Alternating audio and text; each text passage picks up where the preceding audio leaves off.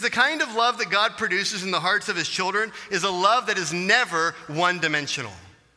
It is always multi-directional, multi-dimensional. It has a vertical element and a horizontal element. It is a love that loves God and a love that loves our brothers and sisters in Christ. And so this love that is the trait of the family of God extends both directions, and both must always be present in the life of the believer.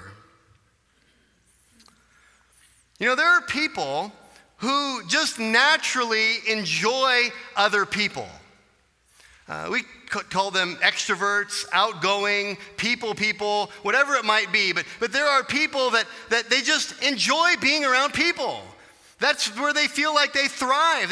They enjoy fellowship, they enjoy hanging out, they enjoy talking, they enjoy visiting with people. And there are people who love to help other people.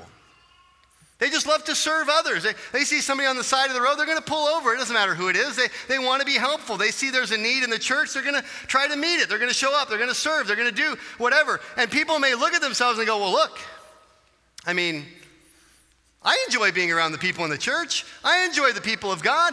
Look at how much I serve. I serve in the church. I must be converted because I love people. I love people.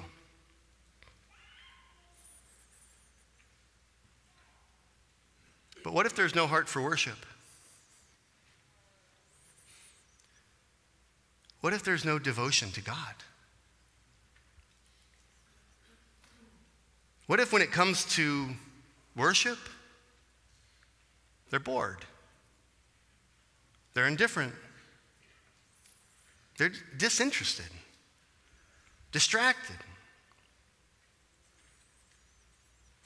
There's little prayer, little time in the Word. They love to be around other people, but they don't really love to spend time with God. They're serving, they're busy, but they really don't want to worship. They don't want to gather with God's people and worship.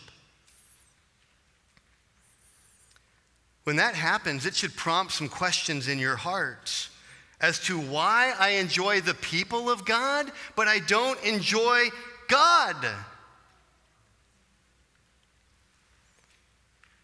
One principle that we have in place here at Desert Hills is that if you serve during one of the Sunday morning services, you need to attend the other service in which you're not serving. And you can't serve in both. You can't serve at 8:30 and 10:30 and miss the worship services. Well, why is that? People say, oh, well, there go the elders, wanting to control everybody again, tell everybody how to live their lives. No. We have far too much going on to want to control the details of everyone's lives.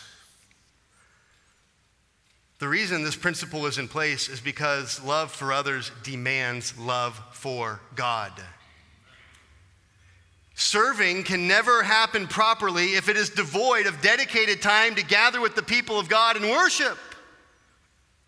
Somebody who is constantly serving, or somebody who is constantly in fellowship, somebody who's constantly hanging out with the people of God, but who never actually comes into the worship service and who never gathers with the people of God, who doesn't sing his praise and sit under the authority of the teaching of his word, gives reason for the church to wonder if they're serving and fellowshipping for the right reasons.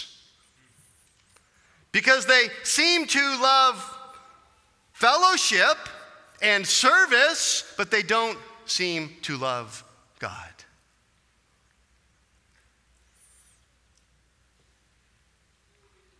Those who are children of God are marked by love. Not love for God to the exclusion of the saints, which is, of course, a real problem in churches. And also not love for people and love for serving devoid of love for God, which is also a significant problem in churches. But love for God and love for his people, they go together. They go hand in hand. They cannot be without the other.